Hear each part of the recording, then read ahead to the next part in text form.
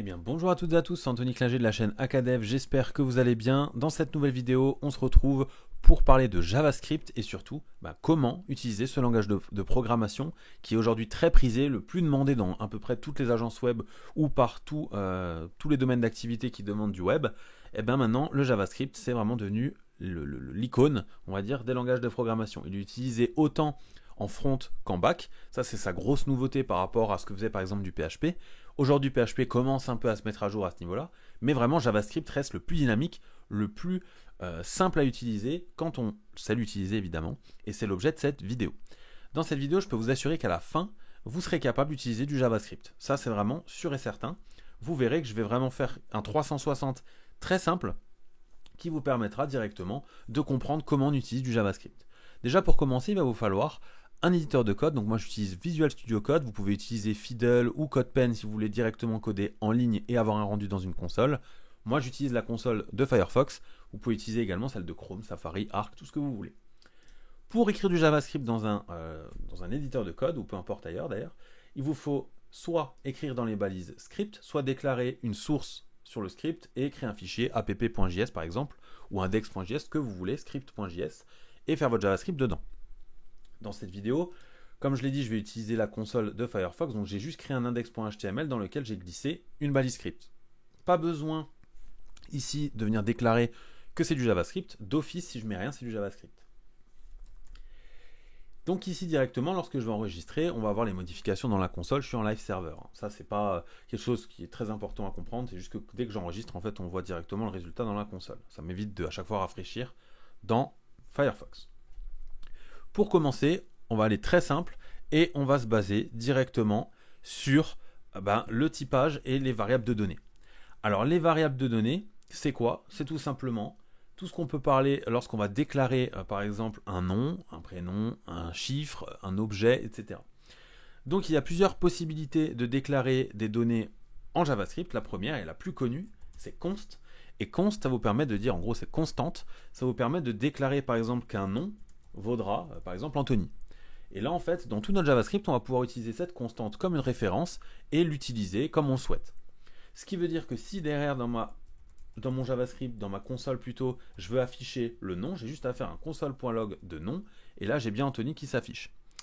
Ce qu'il faut savoir également, donc si vous êtes vraiment débutant, novice en JavaScript, pour afficher dans la console directement des résultats ou débugger, il vous suffit de faire des consoles.log. Ça vous permet de loguer, c'est-à-dire afficher un résultat ou retourner quelque chose. Donc dans cette vidéo, on va vraiment utiliser beaucoup de fois console.log, donc je préférais être plus clair là-dessus directement, si vraiment vous êtes débutant là-dedans. La différence entre const et le prochain type de données, c'est-à-dire les variables, c'est que une const ne bouge pas comme je l'ai dit juste avant, alors qu'une variable peut être modifiée. Par exemple, si là je fais var nom égale Anthony, j'enregistre, rien n'a changé, on a bien Anthony qui s'affiche dans la console. Par contre, si par la suite je modifie nom directement, par exemple je l'appelle Anthony 2, j'enregistre, et ce qu'on retourne, donc nom, vaudra Anthony 2. Ce sera la dernière valeur modifiée qui est retournée. Puisqu'au final, on va partir du départ et ensuite on va lui affecter des modifications. Et à la fin, on retourne la dernière version de cette variable. Ça, c'est la première méthode pour créer une variable qui sera modifiable par la suite. Il en existe une autre aujourd'hui qui est let, qui est beaucoup plus utilisée que var. Var n'est quasiment plus utilisé dans les langages de programmation de JavaScript.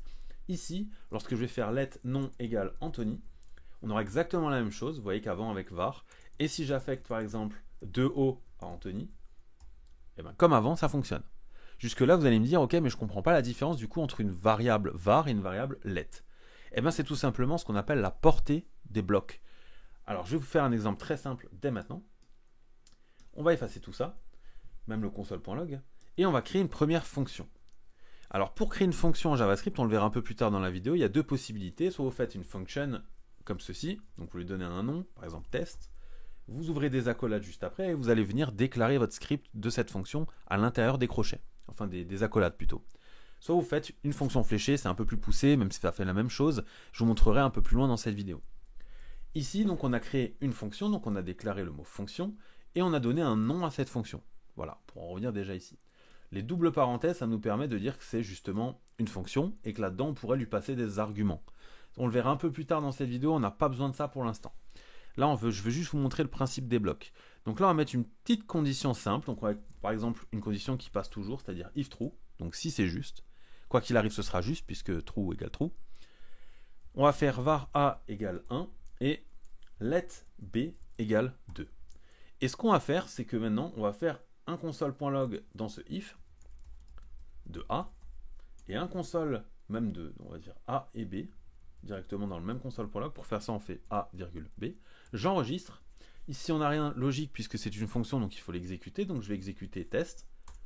Et là, il nous retourne bien 1, 2. Donc pour l'instant, tout va bien. On a déclaré a égale 1, b égale 2. Mais si je déplace maintenant ce console.log en dehors du bloc, c'est-à-dire en dehors de ces deux accolades-là, et que je fais la console ici, si je relance ma fonction, vous allez voir qu'ici, j'ai une erreur. Pourquoi? Puisque ici, b est not defined. Tout simplement, puisque let, c'est la portée du bloc, ça ne sort pas du bloc dans lequel il est déclaré. Alors que A, lui, si j'enlève par exemple virgule B, j'enregistre, j'exécute, j'ai bien 1 qui est retourné, puisque A est compréhensible en dehors de ce bloc. Par contre, B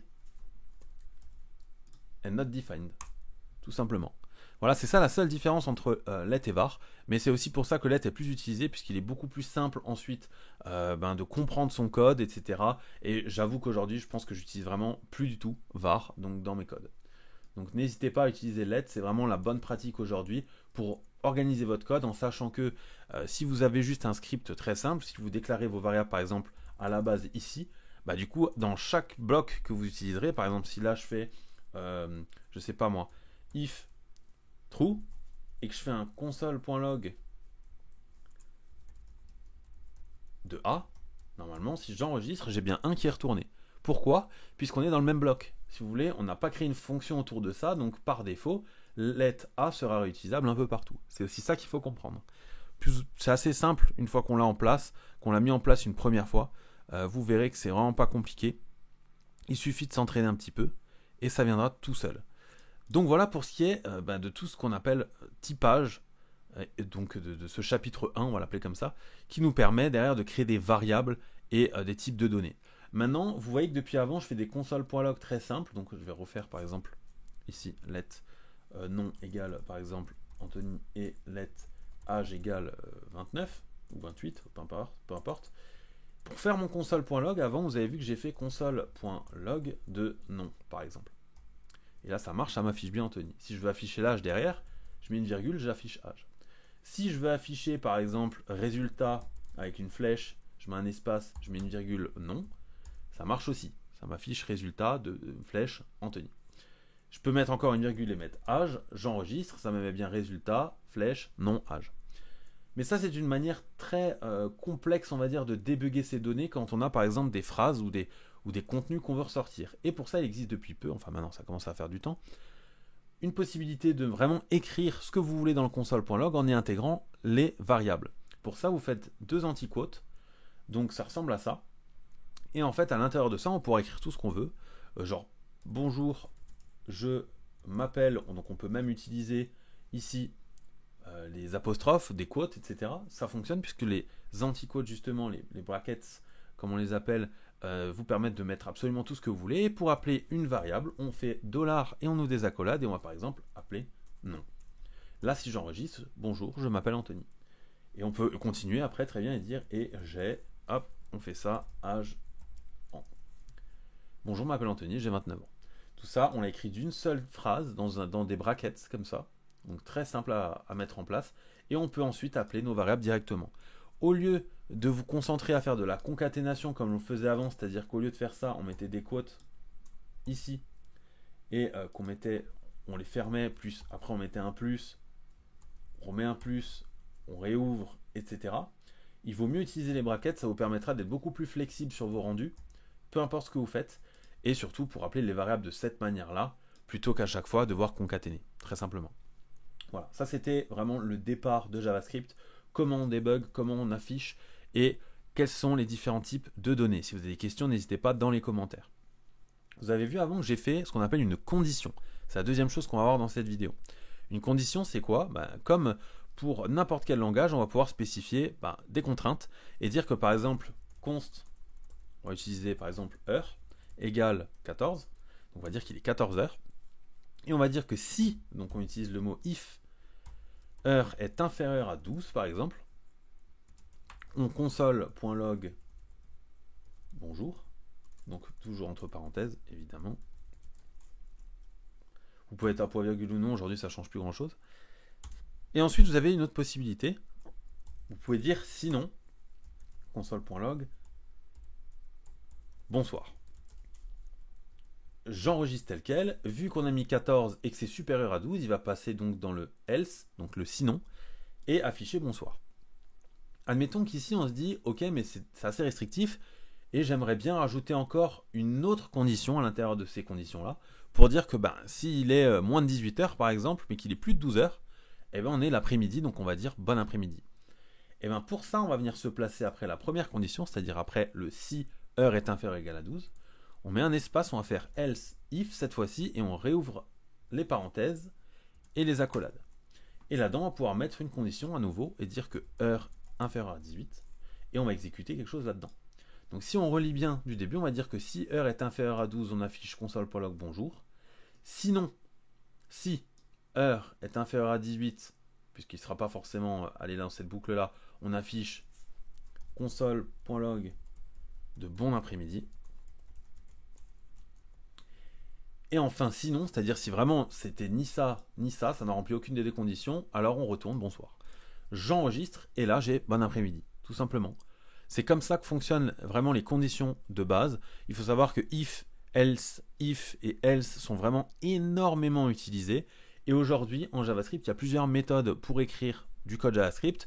Soit vous le faites comme ceci, et je vous conseille de le faire comme ceci quand vous commencez le JavaScript, avec des accolades, avec les conditions bien entre parenthèses, etc., bien indentées. Soit vous pouvez aussi faire, tout simplement, heure inférieure à 12, point d'interrogation, bonjour, 2 points, bonsoir. Et là, si je mets en commentaire tout ça, j'enregistre. Voilà. Donc là, évidemment, il faut qu'on fasse un console.log, sinon ça ne va rien retourner du tout. Hop, je vais copier-coller tout ça et mettre bonsoir. J'enregistre et là il nous affiche bien bonsoir. Alors qu'est-ce qu'on a fait là? Ce qu'on a fait là, c'est qu'on a d'abord défini notre première condition, donc on n'a même pas besoin de mettre des parenthèses, si je veux je peux en mettre, ça change rien, vous allez voir. Voilà. Ah bah si, d'ailleurs je dis une bêtise, c'est en PHP que vous pouvez mettre des parenthèses, mais sinon inutile. Donc voilà, je vais vous dire une connerie. Donc là, on a bien bonsoir qui s'affiche. J'enregistre, je dis bien bonsoir. Par contre, ici, on a mis donc un point d'interrogation et non plus des accolades. Le point d'interrogation, il veut dire, on va d'abord questionner si la condition est remplie, donc ce qui est le cas, console.log bonjour. Si ce n'est pas le cas, on met 2 points, ce qui veut dire sinon, et on affiche console.log bonsoir. Et maintenant, comme avant, on pourrait rentrer dans une condition encore, on pourrait faire rentrer une condition encore supplémentaire en rajoutant après la première condition et après le premier sinon, ici, heure inférieure à 18, point d'interrogation, console.log, bon après-midi,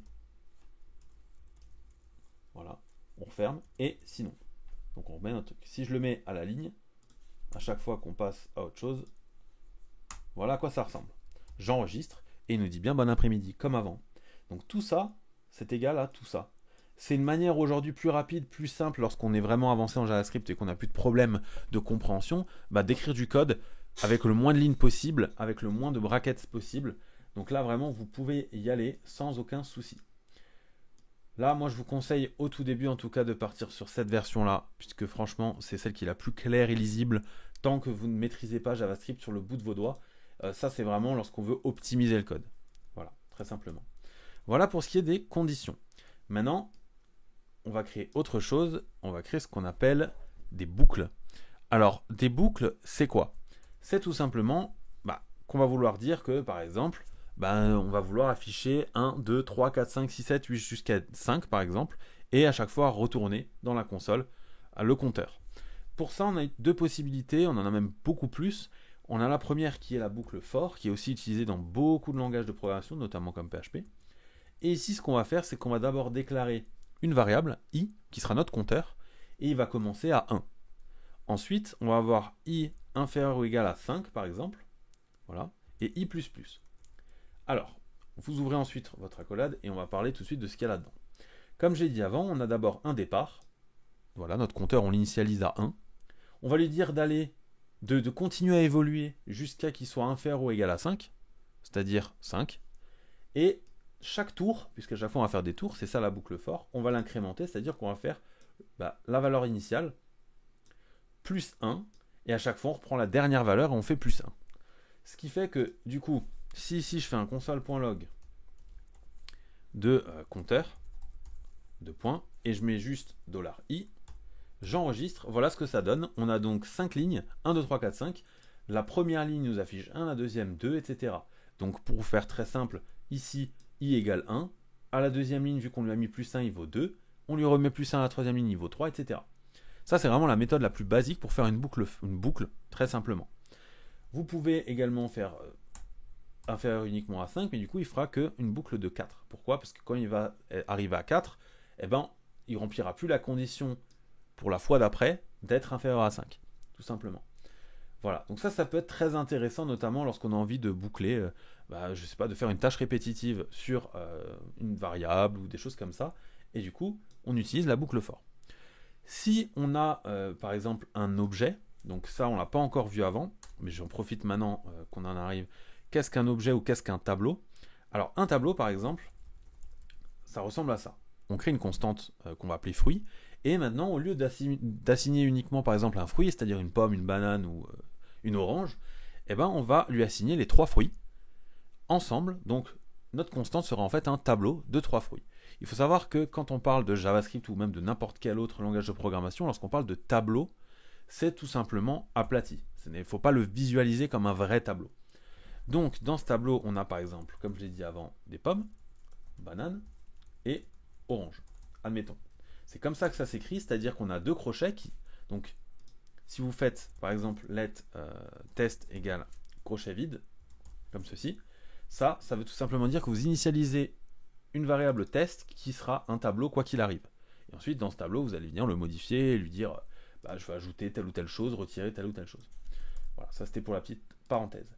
Donc là, on a créé notre tableau fruits qui contient pomme, banane, orange. Donc là, si je fais un console.log de fruits, j'ai ce qu'on appelle un array, donc c'est ça un tableau en anglais, qui contient pomme, banane, orange. Si là, je clique sur la petite flèche qui est ici, vous voyez ici qu'on a aussi des chiffres, c'est ce qu'on appelle les clés ou les index. Donc c'est un peu leur représentant dans ce tableau. C'est-à-dire que par exemple en position 0, c'est toujours comme ça qu'il faut le lire, on a la première valeur, donc pomme. En position 1, on a la position banane. En 2, orange, etc. Ce qu'il faut absolument comprendre lorsque vous faites du JavaScript, comme dans beaucoup de langages de programmation également, c'est que la première valeur ici ne commence pas à 1, mais bien à 0, quand on parle de clé, puisqu'on commence toujours à 0. C'est-à-dire que si je voulais afficher pomme depuis ce tableau, je ne ferais pas console.log fruit 1, entre crochets, mais bien 0. Et là, j'affiche uniquement pomme. Donc, vous l'avez compris, vous avez plusieurs possibilités également pour afficher. Par contre, vous ne pouvez pas faire 0,2 par exemple. Si j'affiche ça, il va m'afficher la dernière valeur, c'est-à-dire 2. Voilà, ça c'était pour que vous puissiez comprendre déjà ce que c'est qu'un tableau. Là, j'ai fait un tableau avec des strings. On aurait pu très bien créer un tableau const numbers par exemple, qui contiendrait 1, 2, 3, 4, 5. Voilà, très simplement. Ici, d'ailleurs je vais le laisser, on ne sait jamais si peut-être j'en ai besoin après. Ici, ce qu'on va faire, c'est qu'on va vouloir nous parcourir ce tableau et afficher à chaque fois, j'aime ce fruit-là, ou j'aime ce fruit-là, j'aime ce fruit-là. Pour ça, on va faire for comme avant. On va ouvrir une parenthèse, et là, au lieu d'utiliser une boucle dont on connaît la fin, c'est-à-dire qu'ici, avant, on avait fait de 1 à 5, et bien là, admettons qu'on ne sait pas, puisque ce tableau, peut-être que, bon là c'est une constante, il ne va pas évoluer, mais admettons qu'on a un tableau qui soit une variable et qui va évoluer. Ici, si on veut parcourir tout le tableau sans faire de faute, sans être sûr qu'il va oublier certaines choses, on va faire const fruit, donc on va déclarer une nouvelle constante fruit, qui vient de fruit, tout simplement. Là c'est un peu complexe peut-être à comprendre pour certains, mais ce qu'on va faire, c'est qu'on va dissocier chaque entité de ce tableau en une entité qui sera du coup nommée fruit. Voilà. Ce qui fait qu'ici, si je fais un console.log de fruits, tout simplement, sans S, parce que fruit avec un S, c'est le tableau. Fruit sans S, c'est l'item à chaque fois en question. Si j'enregistre, il va m'afficher pomme, banane, orange. Tout simplement. Voilà à quoi sert la fonction, enfin la boucle plutôt for avec const of. Ça ressemble de près comme de loin à une autre type de boucle qui s'appelle for each. Donc là, par exemple, ça va juste s'utiliser différemment. On va d'abord déclarer le tableau, donc enfin utiliser le tableau, on va faire fruit, point, et on va utiliser for each, comme ceci. Ici, on va ouvrir une parenthèse, puisque ce for each c'est une fonction qui va nous permettre de boucler. On va réouvrir une parenthèse, et ici on va dire par exemple fruit, au même titre qu'avant où on utilisait fruit directement ici. Fonction fléchée, ça c'est un peu une nouveauté qu'on n'a pas encore vue avant, mais je vous l'expliquerai plus tard avec les fonctions. Et là, on va juste faire console.log de, je sais pas, le fruit, de point, et on met le fruit. On enregistre et vous voyez que ça fait exactement la même chose, sauf qu'on a utilisé for each. On aurait pu également utiliser .map, qui fait exactement la même chose. Sauf que for each, comme je l'ai montré avant, est plus utilisé pour manipuler des données, et .map est plus utilisé, on va dire, pour rendre des données qu'on veut afficher. Bon. Pas très utile à comprendre en tout cas dans cette vidéo, ne vous attardez pas là-dessus. Le plus important vraiment c'est de savoir comment fonctionne une boucle, quel est son intérêt, comment la mettre en place. Ensuite vous aurez toujours la possibilité de la rattraper, de la modifier, etc. Voilà, donc moi je vous conseille d'utiliser for avant tout. D'ailleurs for const of c'est vraiment l'une des plus utilisées aujourd'hui sur tout ce qui est tableau, objet, etc. D'ailleurs map on l'utilise plus sur des objets que for, hein, voilà entre nous. Et donc je le disais avant, on pourrait faire exactement la même chose avec number. Hein. Si ici à la place de fruit.map, je mets number, je peux même laisser fruit ici. Voilà, il va juste me faire mes boucles jusqu'à la fin. Voilà, fruit 1, 2, 3, 4, 5. Là, on pourrait mettre le chiffre. Voilà, chiffre 1, 2, 3, 4, 5. Voilà. Donc en fait, le nom que vous allez donner, si vous voulez, à l'item que vous voulez afficher, là ou sur lequel vous voulez travailler, n'a aucune importance. C'est juste qu'il faut déjà de 1 qu'il ne soit pas utilisé ailleurs, hein, évidemment, pour avoir une lecture plus fluide.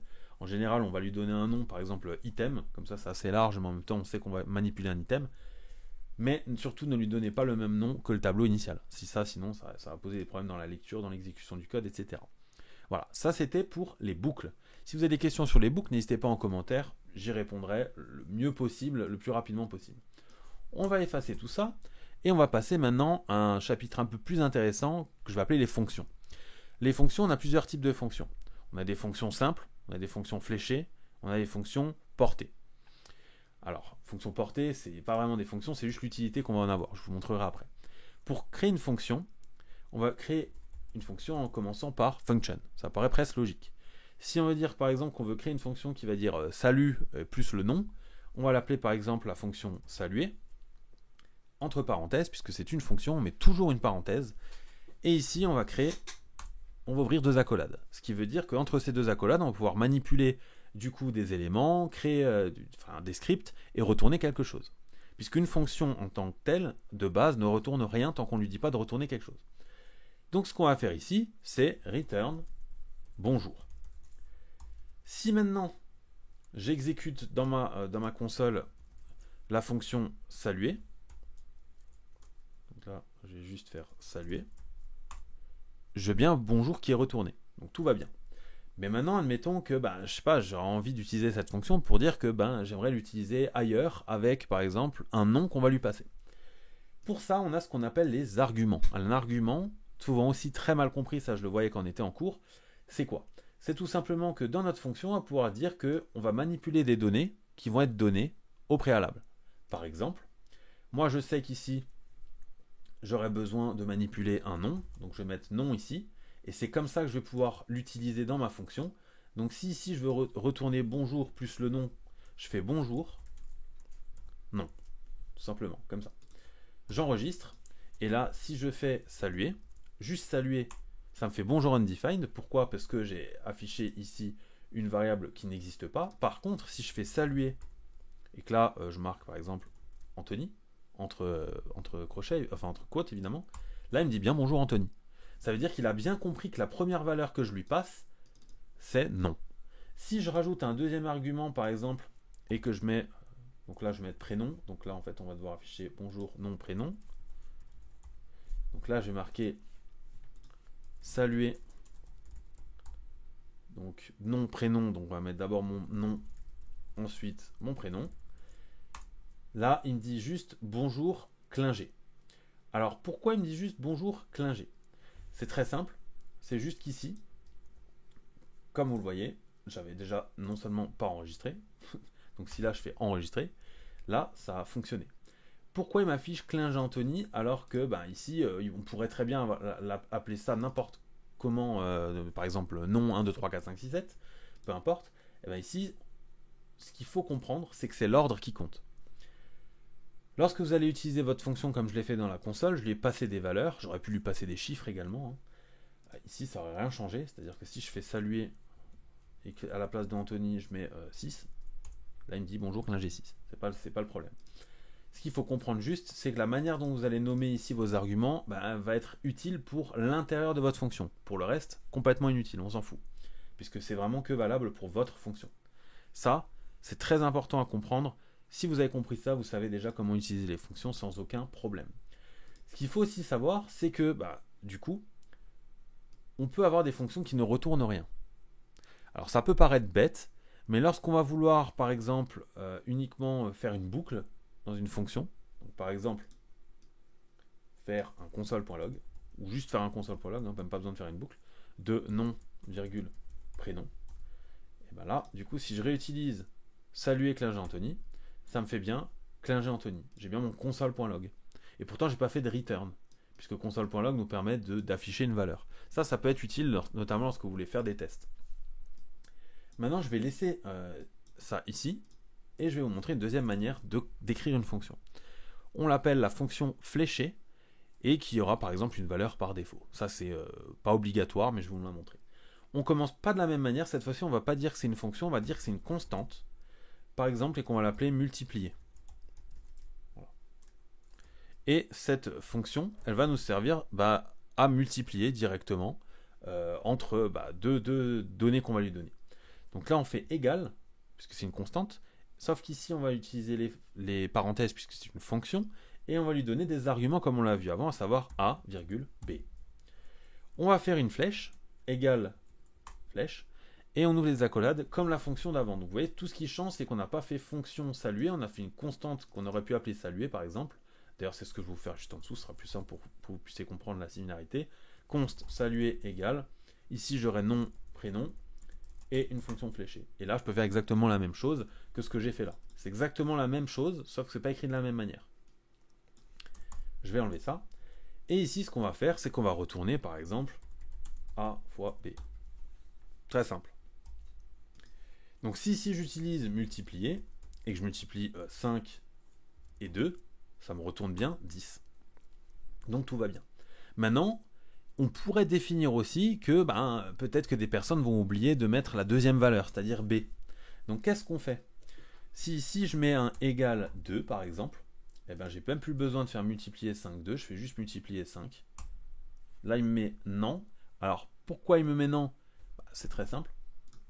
C'est juste que ici, il faut que j'enregistre. J'avais de nouveau pas enregistré.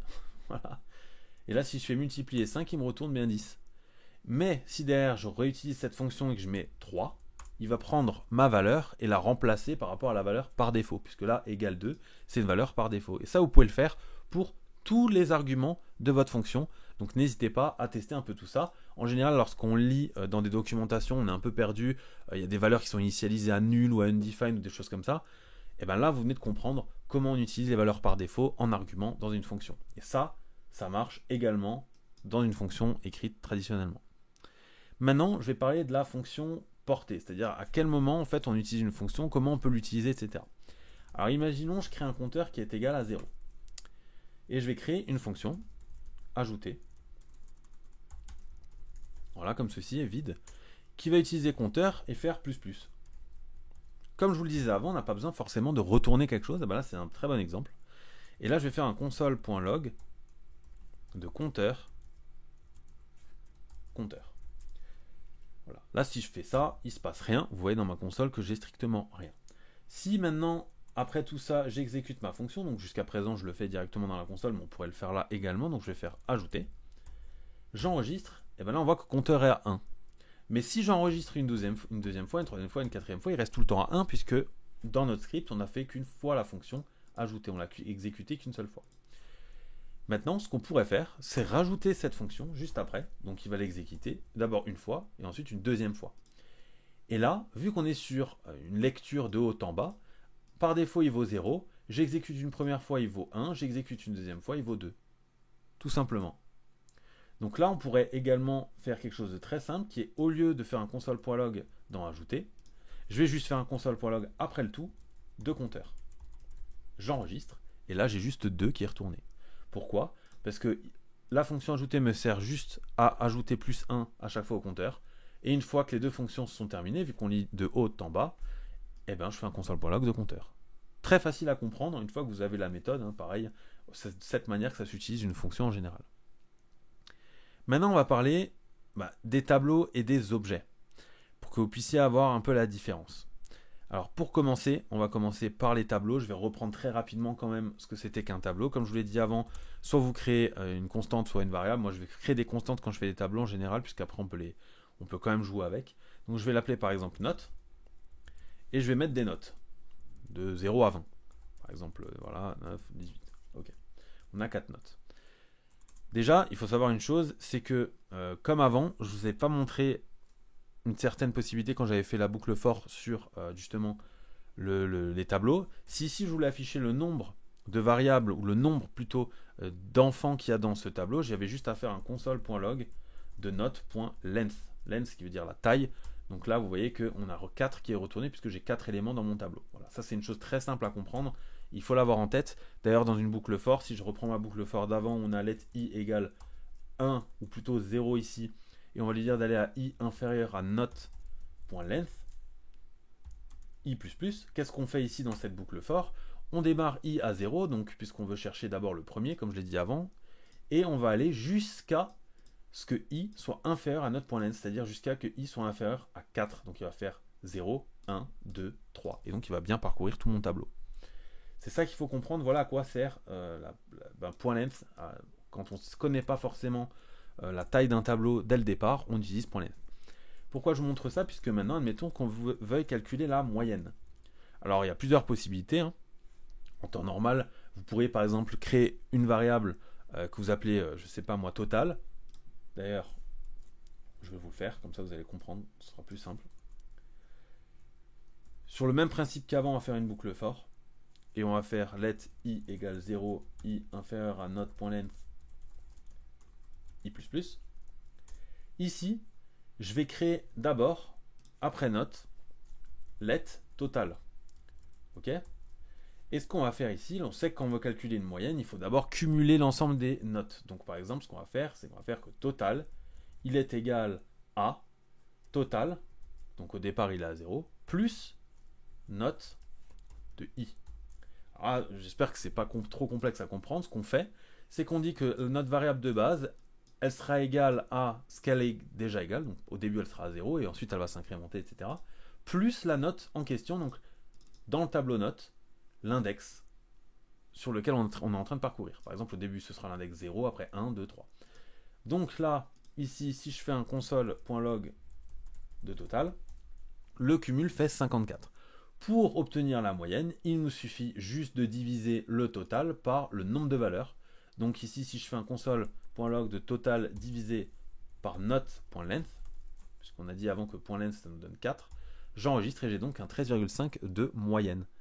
Voilà, ce qui paraît juste de toute façon à l'œil. Ça, c'est une première méthode, mais vous voyez qu'on est vraiment passé par une boucle, etc. Donc plusieurs choses à faire. Or, il existe en JavaScript depuis peu une méthode qui nous permet de manipuler un tableau comme on le souhaite. Donc on va faire par exemple const moyenne égale, et on va utiliser notre tableau, sauf qu'au lieu d'utiliser un .length ou créer une boucle, on va utiliser la méthode reduce. La méthode reduce, elle est assez complexe à comprendre au début, vous allez voir qu'elle est facile à utiliser une fois qu'on sait y faire. D'abord, dans cette méthode, on va avoir besoin de passer deux arguments. La première chose, ça va être l'accumulateur. Et la deuxième, la note. Parce que comme avant, rappelez-vous, pour const, for, const, fruit, of, fruit, c'est un peu la même chose ici. Et bien ici, ce qu'on fait, on utilise la méthode reduce, et dans les arguments, on utilise un accumulateur et la note, et l'accumulateur ici, ce serait équivalent à total, ici. qu'on avait initialisé à 0. C'est-à-dire c'est la valeur par défaut. Ok. Et note, ce sera la note en question à chaque fois qu'on vient tester. On va mettre une flèche après tout ça et on va dire qu'on veut additionner à l'accumulateur, comme on le faisait avant avec total, la note. On va mettre une virgule et on va mettre 0. Alors, ce 0, c'est quoi? C'est tout simplement le départ de hack, donc l'accumulateur. Si vous aviez par exemple un tableau, un objet ou je ne sais quoi, ça aurait été du coup un objet ou un tableau. Mais ici, on sait que c'est une valeur chiffrée qu'on veut, donc on commence à 0. Donc ici, je peux enlever lettre totale égale 0, j'en ai pas besoin puisque hack fait le même job, sauf qu'on est sur quasiment la même ligne. Et juste après ça, on va venir diviser par note.length. Donc vous l'avez compris, ça, c'est la même chose que notre boucle for d'avant, sauf qu'ici on va retourner du coup une valeur, puisque reduce retourne une valeur alors qu'une boucle for n'exécute juste que du code. Vous voyez, dans la boucle for, si je ne l'affecte pas à la fin à une variable, eh ben en fait, elle n'est pas utilisable. Ok. Donc là, si j'enregistre et je vais à la ligne, je fais un console.log de moyenne, normalement, je devrais encore une fois obtenir 13,5, ce qui est le cas, juste ici. Voilà comment on utilise la méthode reduce. Très important à connaître, très facile d'utilisation une fois qu'on a fait un peu d'exercice avec. Au début, c'est un peu complexe. Vous voyez, il y a pas mal de parenthèses, de flèches, etc. On a l'impression que c'est un peu brouillon. Ben non, pas du tout. Il faut juste comprendre que dans les premiers arguments qu'on donne, on a juste une base et l'objet en question qu'on parcourt à chaque fois. Et on lui dit ensuite que pour toutes les notes, du coup, tu utilises l'accumulateur et la note pour faire ton calcul. Voilà, très simple. On va maintenant passer au filtre. Donc je vais garder mon tableau de notes. Et ici, on va dire qu'on veut par exemple récupérer, je ne sais pas moi, les notes qui sont supérieures à 10. Voilà. Donc on va faire const plus de 10. Voilà, on va écrire comme ça. En camel case, ça s'appelle, c'est-à-dire qu'on met à chaque fois une majuscule pour le début du mot. Et donc on va utiliser note, puisque c'est notre tableau, et on va lui dire qu'on veut filtrer. Donc on va faire filter. On va utiliser la méthode filter, qui est une méthode native de JavaScript, qui va nous permettre pour chaque élément de contrôler des conditions dessus. Donc là je vais faire n, qui sera la note.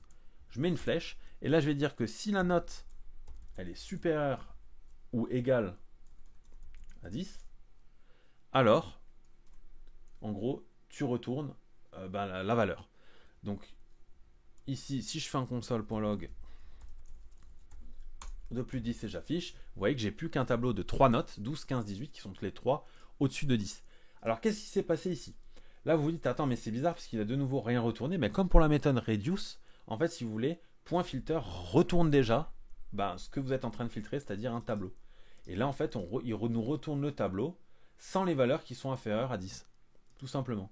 Ça, c'est la seule chose à comprendre. Et là, si vous avez par exemple envie de, je sais pas, avoir plus de choses sur lesquelles vous pouvez jouer, par exemple l'index également. Donc là, moi, j'utilise pas l'index, j'utilise directement la valeur.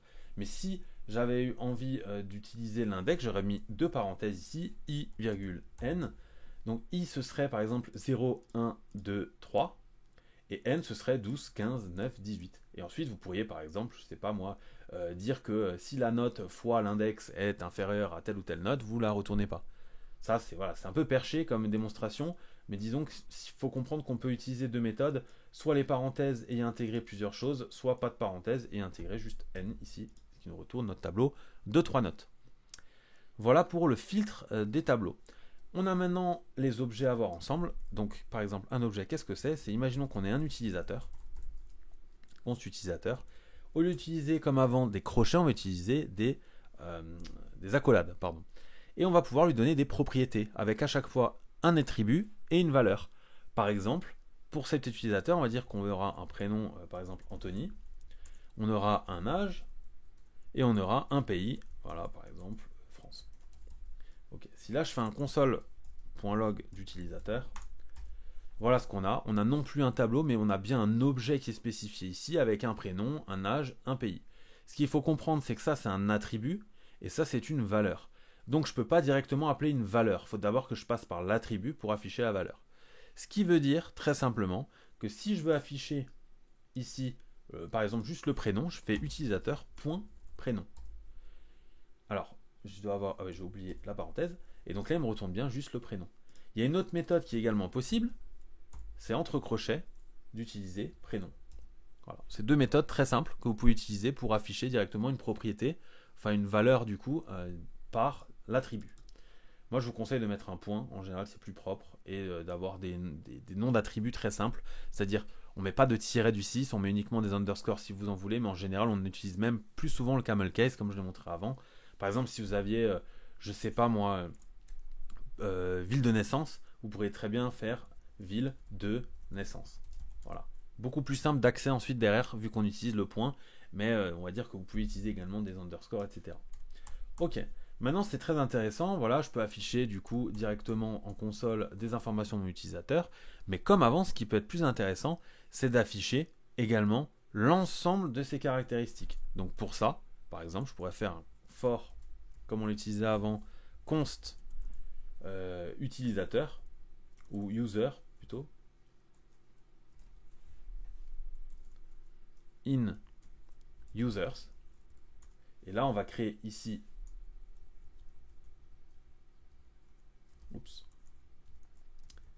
const users qui est un tableau, et en fait dans ce tableau on va lui fournir plusieurs utilisateurs.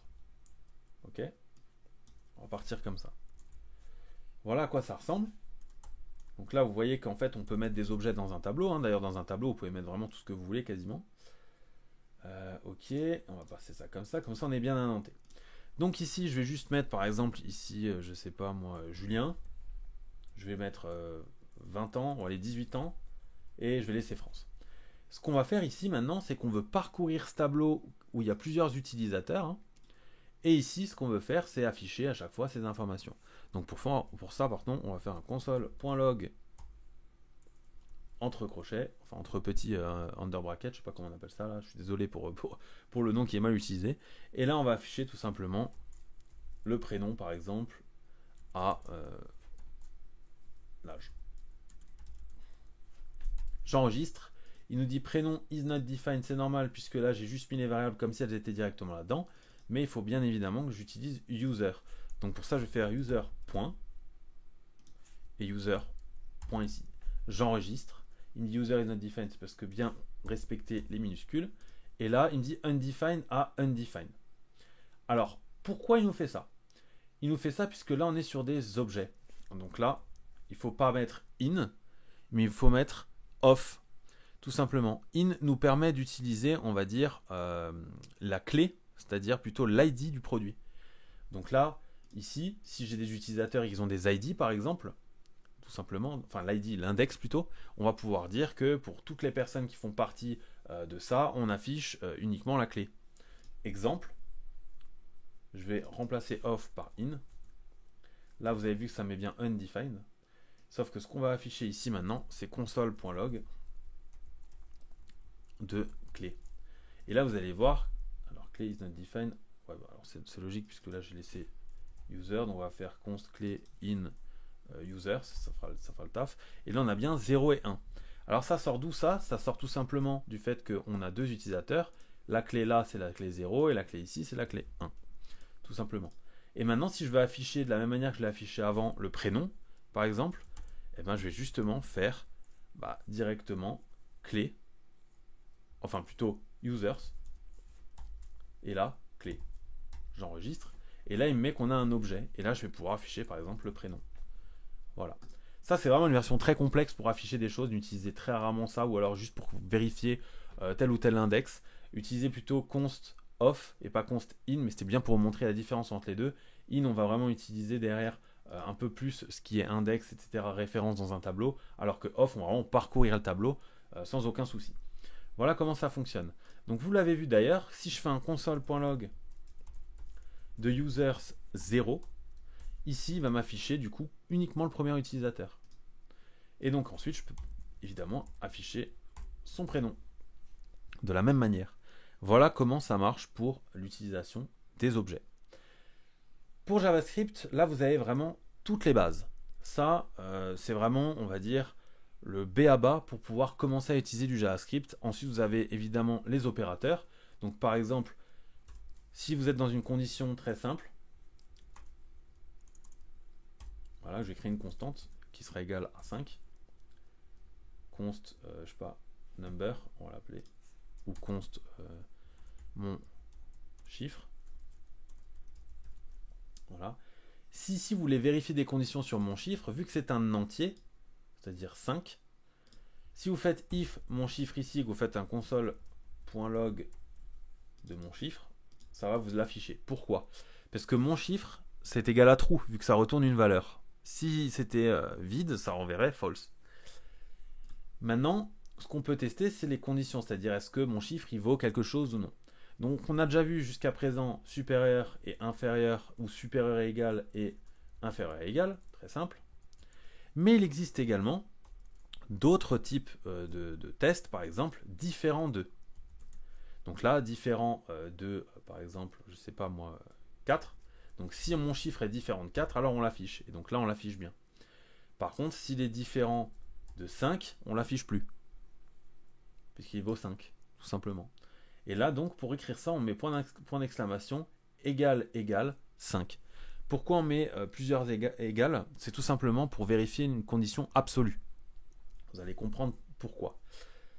Ici, j'ai 5 qui est écrit. Et c'est un entier. C'est donc pas une chaîne de caractères. Sachant qu'il existe plusieurs types. Soit on est en int, soit on est en float. Donc float, c'est par exemple 5.2. Tout simplement. Et pas 5,2. Ça marche pas en JavaScript. Ou on aurait très bien pu avoir, par exemple, comme je l'ai fait avant, Anthony. Et là, Anthony, c'est une string. Si je laisse 5 ici et que je dis que if mon chiffre est égal à 5, alors affiche mon chiffre. C'est bien le cas. Mais maintenant, si je mets ici des quotes et je dis si mon chiffre est égal à 5, affiche 5, il m'affiche 5. Pourtant, 5 n'est pas un entier. Mais il a quand même passé la condition. Donc ici, ce qu'on vérifie, c'est est-ce que le typage est également bon. Donc là, je mets un troisième égal et vous voyez qu'il ne s'affiche plus. Pourquoi? Parce que mon chiffre n'est pas égal au chiffre 5, il est égal à la chaîne de caractères 5. Ça, c'est quelque chose de très important à comprendre. Souvent, je vois des codes très mal écrits parce que le typage n'est pas bon. Et du coup, pour éviter tous les problèmes, ce qu'ils font, c'est qu'ils enlèvent un égal pour être sûr que du coup, que ce soit à la fois un entier ou une chaîne de caractères, ça passe. Donc là, moi, je vous conseille de vraiment coder proprement et de faire directement des vraies vérifications pour dire que c'est égal ou non. Donc là, on vérifie à la fois la valeur, mais également le typage. Très simple. Voilà pour ce qui était des opérateurs un peu différents. Vous avez également, donc je vais remettre 5. Et là, par exemple, on va pouvoir dire que si mon chiffre est égal à 1 ou, donc on met 2 pips, ça s'appelle comme ça, est égal à 5, donc je vais remettre 3 égales, évidemment, faire les choses bien, si déjà je le dis. Là, il va bien m'afficher mon 5, parce qu'il a rempli une des deux conditions. C'est ça la différence quand on met un ou. Si je mettais 2 et commercial, ça voudrait dire qu'il faut à la fois remplir la première condition, mais également la deuxième pour passer à l'intérieur. Ce qui n'est pas le cas pour le coup, vu qu'on vaut 5 et pas 1. Voilà pour ce qui est des opérateurs. On a également un autre opérateur qui existe, mais que moi je n'utilise pas beaucoup. D'ailleurs, je ne sais pas s'il existe encore. If mon chiffre est différent de 1. Ah ouais, je pense pas que du coup en JavaScript ça s'écrit. Ouais. On va oublier ça. C'était un petit test, mais normalement, je sais que dans certains langages, notamment dans du JavaScript, dans des frameworks, on peut utiliser ce symbole-là qui veut dire différent de. Voilà, notamment dans des requêtes SQL ou des choses comme ça. Voilà. Donc ça, c'était vraiment pour les grosses bases du JavaScript. Vous avez vu qu'on avait fait vraiment des scripts pour le coup jusqu'ici. On n'a pas forcément utilisé des sélecteurs ou des choses comme ça pour utiliser le DOM, c'est-à-dire récupérer des données. Donc ça, c'est ce qu'on va voir tout de suite. Imaginons qu'ici, j'ai une div avec un ID qu'on va appeler myDiv et que là-dedans, je vais écrire Anthony. Ok, on voit bien qu'il y a Anthony ici, j'ai ma div ici. Et que maintenant, sur cette div, je vais ajouter du style, par exemple. Et bien là, on va venir utiliser du JavaScript. Donc, on va faire, par exemple, document, point. Et là, on a plusieurs possibilités. La plus ancienne et la plus propre, c'est getElementById. On va récupérer l'ID de la div, myDiv, et on va agir dessus. Ça, c'est la première possibilité. La deuxième, ce serait de faire un document.querySelector. Ça, c'est nouveau, mais ça marche très bien. Et là, un peu comme pour le jQuery à l'époque, on va utiliser le hashtag vu que c'est une div et dire myDiv. Ça vaut exactement la même chose, tel quel. Ici, je dois mettre le hashtag, ici je ne dois pas le mettre. très simple. Je vais enlever ça. Et on va lui dire par exemple qu'on veut changer le style et lui mettre la color, je sais pas, red. Et là vous voyez que d'office, après le chargement de ma page, hein, évidemment c'est pas natif, c'est pas du CSS, on a notre couleur qui vient changer au rouge. Ici pour changer les couleurs, il nous suffit d'utiliser encore une fois le camel case, c'est-à-dire que si je voulais mettre un background, je ne mettrais pas par exemple background color tel qu'on le met dans le CSS, mais je mettrais background color. J'enregistre et j'ai bien mon background color qui se met en rouge. Ça fonctionne pour quasiment tous les styles en JavaScript. Et vous pouvez les additionner, les additionner, les additionner. C'est très très simple. Pour récupérer le contenu de cette valeur, au lieu de faire .style, je vais juste faire .inner HTML si je veux récupérer tout l'HTML qui est à l'intérieur, ou inner text si je veux juste le texte. Et donc là, si je fais un console.log de tout ça, il m'affiche bien Anthony dans ma console. Donc là, ça m'a permis de récupérer le contenu de la div. Donc si ici je crée, par exemple, je sais pas moi, const prénom est égal à ça, j'ai juste à afficher prénom ici. J'enregistre, ça m'affiche bien mon prénom. Voilà comment on récupère des informations. Alors attention, parce que c'est pas très bien formaté. Quand je dis formaté, ça voudrait dire que par exemple, si ici je voulais récupérer 5, voilà, ici vous voyez que 5 n'est pas un entier, c'est une chaîne de caractères. Si moi je sais que cette div, je veux récupérer le contenu, mais que ce soit un entier, il va falloir que je transforme cette chaîne de caractères en entier. Et pour ça, on va utiliser du coup let, puisqu'on va devoir modifier ce qu'on récupère, et non plus const, puisque après on peut le modifier. Et ici on va faire prénom est égal à parse int de prénom. Et ça c'est une fonction qui va nous permettre directement de transformer une chaîne de caractères en entier. J'enregistre et là vous voyez que c'est passé en vert, c'est-à-dire que c'est un entier, tout simplement. Voilà, s'il y a beaucoup de fonctions en JavaScript comme ça, j'ai fait quelques vidéos déjà sur les fonctions natives de base de JavaScript, n'hésitez pas à aller les voir. Si vous voulez que je fasse vraiment une vidéo sur les fonctions natives de JavaScript, dites-le moi en commentaire, je ferai une vidéo dédiée à ça, parce que d'habitude je l'intègre un peu à différentes vidéos. C'est pas un problème, si vous le voulez, je peux l'ajouter très simplement. Donc voilà, et là vous pouvez ensuite manipuler le DOM, vous pouvez ajouter des choses dans la div. Donc pour ça par exemple, ici on va faire .inner HTML, on enregistre, et ici on va dire que, je sais pas moi, voilà on n'a pas besoin d'utiliser ça, on va remplacer le contenu et mettre max par exemple. J'enregistre et au lieu d'avoir 5, j'ai max. Donc je vais mettre Anthony ici. Vous voyez, Anthony s'est transformé en max. Si au lieu de remplacer, je veux ajouter, je fais plus égal. Et là, il va me rajouter max après Anthony dans ma div directement. Et pourtant, dans mon code, rien n'a changé. Mais si ici, je vais dans l'inspecteur et je regarde dans ma div, j'ai bien Anthony max. Ok? Donc ça, c'est les différentes méthodes pour utiliser ça. Et vous pouvez faire la même chose avec les chiffres, avec tout ce que vous voulez, les textes. Faites vraiment ce que vous voulez. Vous avez ensuite la possibilité également de déclencher des animations ou déclencher des fonctions lorsqu'on clique sur quelque chose. Par exemple ici, imaginons que j'ai un bouton et qu'on me dit clique. Par défaut, quand je clique dessus, il ne se passe rien. Si maintenant je voulais faire une fonction qui m'affiche par exemple une alerte qui dit bonjour, je vais créer ma fonction donc hello qui sera une alerte qui dit bonjour. Et maintenant, plusieurs possibilités pour exécuter cette fonction. Soit je vais ici et j'exécute hello pour vérifier ma fonction, ça marche bien, j'ai une alerte qui dit bonjour.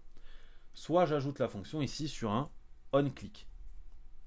Et ici, on va mettre hello et on n'oublie pas d'utiliser les deux parenthèses pour dire qu'il faut exécuter la fonction lorsqu'on clique. Là, je clique sur clic et j'ai bien ma box qui s'affiche. Voilà comment ça fonctionne. Là, c'est vraiment les prémices de l'utilisation de son code JavaScript dans l'HTML. Donc, n'hésitez pas aussi à me dire en commentaire si ça vous intéresse. En plus, là, je voulais vraiment faire une vidéo assez concrète sur l'utilisation des variables, les boucles, les fonctions, comment on utilise un tableau, comment on utilise un objet, de manière très peu poussée, hein, clairement. Mais là, vraiment, vous avez toutes les bases du JavaScript. J'ai l'intention de faire une vidéo sur les async await. Donc là, vous allez pouvoir récupérer des données sur des API, utiliser ces données dans d'autres scripts, etc. Si ça vous intéresse, pareil, dites-le moi en commentaire, ça m'incitera à les sortir plus rapidement, bien évidemment, puisque je sais que ça vous intéresse. Donc voilà, j'espère que cette vidéo vous a plu. Elle était un peu plus longue que celle que je fais d'habitude, un peu plus concise aussi, c'est-à-dire que vous avez plus d'informations en très peu de temps, puisqu'on a quand même vu un large panel de ce que propose JavaScript. Donc n'hésitez pas à me dire en commentaire si tout ça vous a plu, à mettre un pouce bleu et à vous abonner à la chaîne. C'était Anthony Klinger de la chaîne Acadev. On se dit ciao tout le monde.